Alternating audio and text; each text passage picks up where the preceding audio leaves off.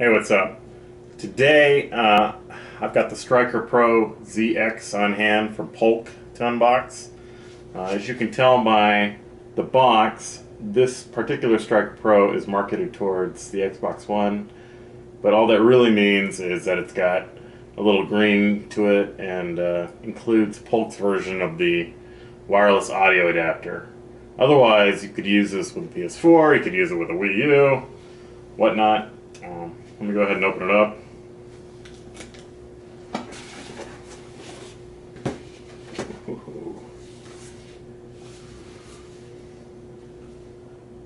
Pretty stylish box inside. Got a little insert for the Polk logo. Got a little Polk book. Let's see what's in here. Here we've got a note to register, sticker, and an actual setup guide that's pretty impressive, even if it's all different languages. Set that over here. I take this out, get a look at the actual headset. The Striker Pro Zx, I mean, just holding it in my hands, this is nice. I had a chance to use the pre-prods at E3, but that's been so long now. It's always good to actually get hands-on with a finished unit. Yeah, it's just really comfortable. You know, all the materials that touch your skin have a quality feel to them, and there's just enough movement in the earpieces that it's easy to put on, you know, and wear, and easy to rest on your ears. It's one of those things that not every headset maker, for whatever reason, takes into account. So it's nice that at least with these, that they do that. One of the ways I know that is because this design is so similar to the 4-shot. That's about 2 years old now. You can see just how similar the bodies are. That's because this body works. These components felt good. Everything was actually really good on here except for the microphone, which had just a mess. And I also wasn't a big fan of the cabling. Grab this over here.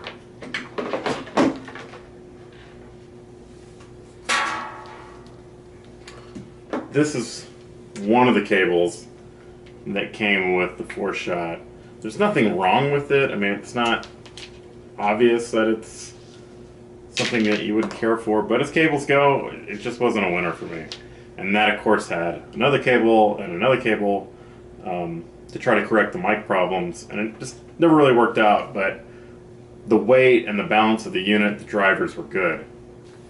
But, I mean, you could look at it, and even though the Striker Pro Zx is very similar, it's obviously much more stylish. I think that makes that even more obvious is last year's Polk contribution to headsets, which was the Striker ZX. You can see the little mic here. It's not just the colors. There's so much about this headset I don't like. I mean, for one thing, it's okay to wear, but this, like trying to store this and move this and have this around, not that fun. And then this guy is short. I mean, he's stubby. And then this thing is fixed. It's just asking to break. So after putting these three together, I'm just going to take this stuff away. I'm done with that. Anyway, getting on with the unboxing. What else have we got in here? We've got another shell. That's the last piece. And inside of here, what I'm guessing is the cable set. One of the big deals with this headset is the cable design. Opening up the box, in here we've got not just the cables, That's Polk's wireless adapter. I'm gonna have to check and see if it's different than the one that came last year. Set that aside. Also in this little box is the microphone. Oh. Not just the microphone. This guy I'm not sure I've even seen before. This is the volume module. It's going to be interesting. This is basically when you're not using this, which also means when you're using like the PS4 or a normal audio device, you get that volume control right here. Yeah, can't wait to get into this more, figure that stuff out. But here we've got the cables. Of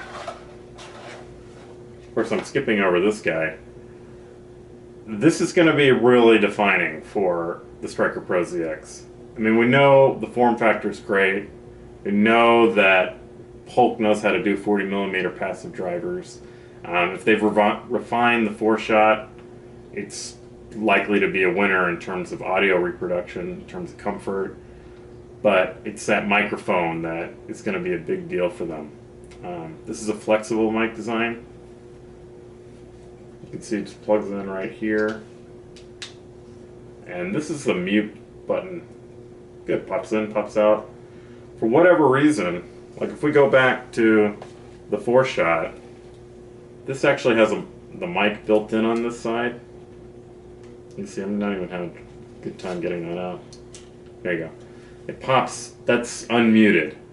And when you pop it in, that's muted. I don't know, I never liked that design. I mean, forget about the mic not working on the Xbox One very well. It just wasn't a great design. Anyway, back to this. The cables here, we got 3 cables. This is actually a lot like this mic. This little click mic is a lot like the 4-shot one. Again, all this green is supposed to denote Xbox One, but this mic is for mobile use. This is what we'd use with a phone or any other device like that, and we'd have the dangle. There's the mic input right there, and you have the 1-button control. That's pretty straightforward. This guy, see again, this guy is marketed for the Xbox One, but includes a particular cable set exactly designed for your typical PC card setup with separate mic and separate audio connections. This right here, it's interesting how Polk has done this. What they've tried to do is to have a unique cable design that separates the mic from the stereo audio, okay? But at the same time, they want customers to be comfortable, so it's easy enough just to plug any 3.5mm cable in there. So it's an interesting kind of way that they're doing it. This is the one that we're going to need for the Xbox One.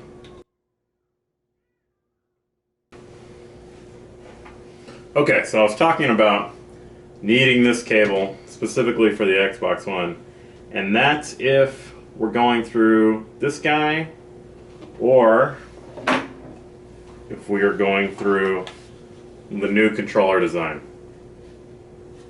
Go ahead and undo this here.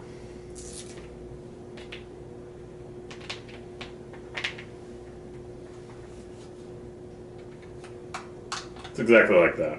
Not a big deal. With the older controller design, you get all that plastic off.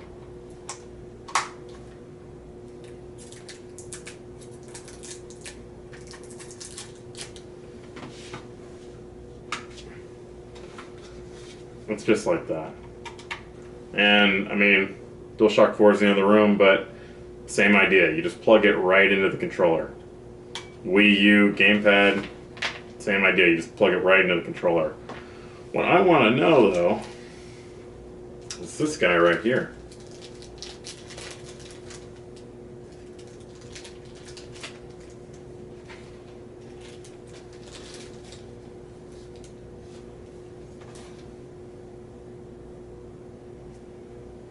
I think that with this guy,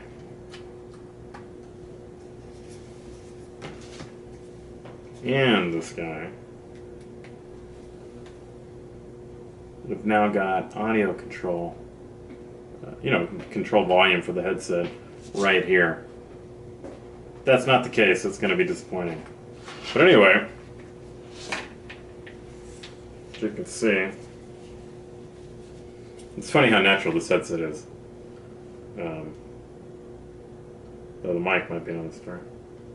There we go. I mean, and now you're ready to go. And it's, I mean, that's it. You know, how much more simple could you be? Basically, you take your headset, attach your mic, and attach whatever cable. I mean, it's gonna be pretty obvious. I don't know how techy you have to be. Mobile cable, PC cable, console, everything else cable. That simple. So I'll have to go through the book, see if there's anything I missed. Yeah, that's what I thought. So this little module,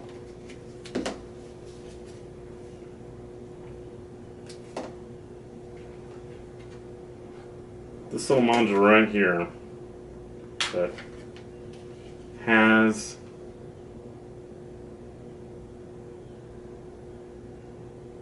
a mic compensator that Polk says works best on the DualShock 4.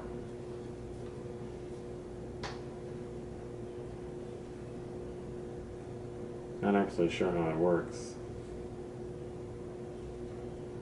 I have to figure that out. Oh, there we go.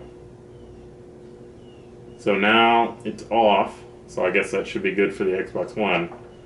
Turning it on, now it's good for the PS4. It's interesting. See if there's anything else here while I'm still recording. Nah. So anyway, that's it. I can't wait to get into this and review it and use it with the new controller and the old controller. Use it on the PS4 and just find out if the looks fit what I think the function will be. So, anyway, thanks for checking it out.